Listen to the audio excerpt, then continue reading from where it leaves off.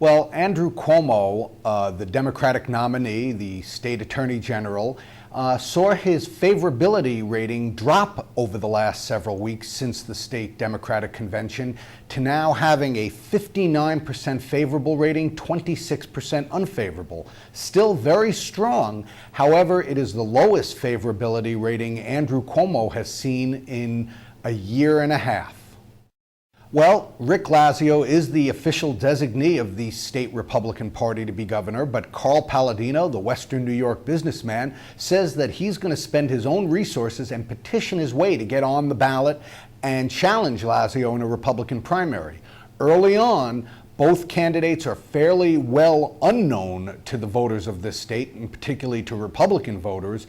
But early on, Rick Lazio, the former congressman from Long Island, has a large lead over Palladino among Republican voters.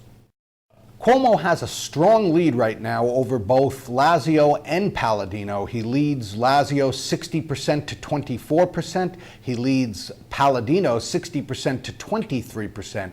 The margin has closed a little bit over the last 3 weeks since both parties held their conventions. However, Cuomo continues to have a commanding lead in early June.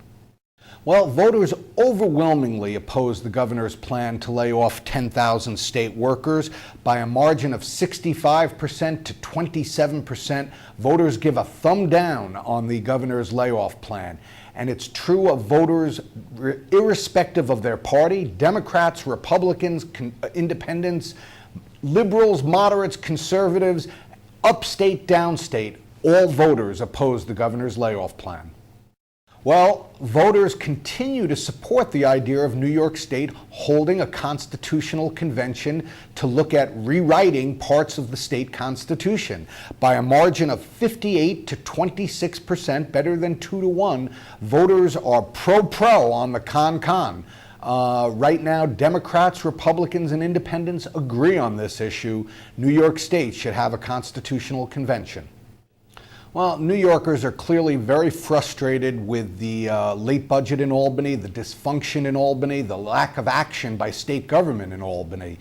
And there is plenty of blame to go around. About a third of the voters, 31%, say it is Governor Patterson's fault that we still don't have a budget in place.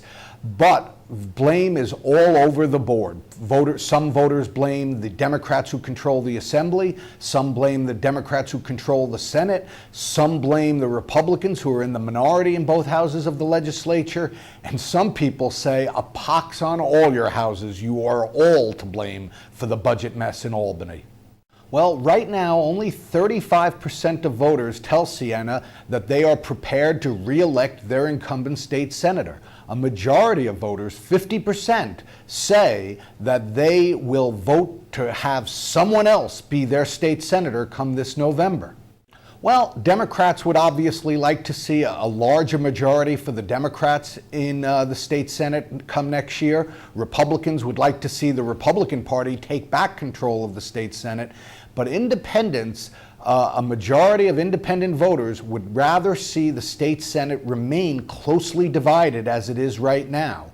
And when Siena asked voters, who will you vote for, a Democrat or a Republican for state Senate next year, overwhelmingly, Democrats say they're going to elect a Democrat, Republicans say they're going to elect a Republican, but independents are closely divided on this issue, giving a slight edge to Republicans. However, a sizable number of independent voters say they plan to vote for a state senator from a third party.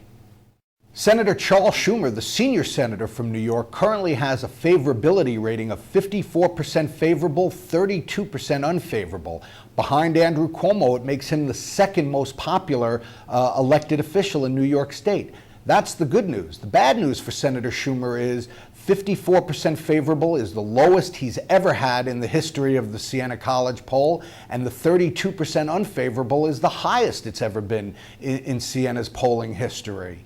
But Senator Schumer remains very strong when compared to his two Republican opponents. Right now, Senator Schumer has leads of 59 to 27% over Gary Bernsen, and a lead of 60 to 26% over Jay Townsend. Bernsen and Townsend are the two Republicans who were authorized by the Republican State Convention to run against Senator Schumer.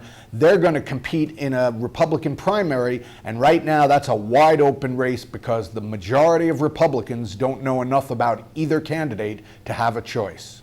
Well, right now, Senator Gillibrand's ratings have fallen a little bit with voters. She has a 36% favorable rating, 27% unfavorable, and that's down over the last few weeks. However, the three Republicans who are likely to be facing off in a Republican primary to challenge her, Joe Diaguardi, the former congressman, Bruce Blakeman, the former Nassau County legislator, and David Malpass, a former Bush administration official, all three of them are virtually unknown to the majority of voters in New York State. That would be a wide open Republican primary with no clear frontrunner right now.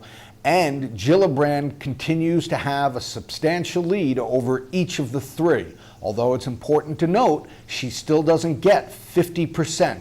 The majority needed to win the election against any of the three. Well, it's interesting. Independent voters have shown a major shift over the last 3 months. In every one of the Democrat versus Republican horse races for governor or United States senator, we have seen a dramatic movement by independent voters away from the Democratic candidate and toward the Republican candidate. A movement in most cases of about 20 points or more by independents away from the Democrats and toward the Republicans.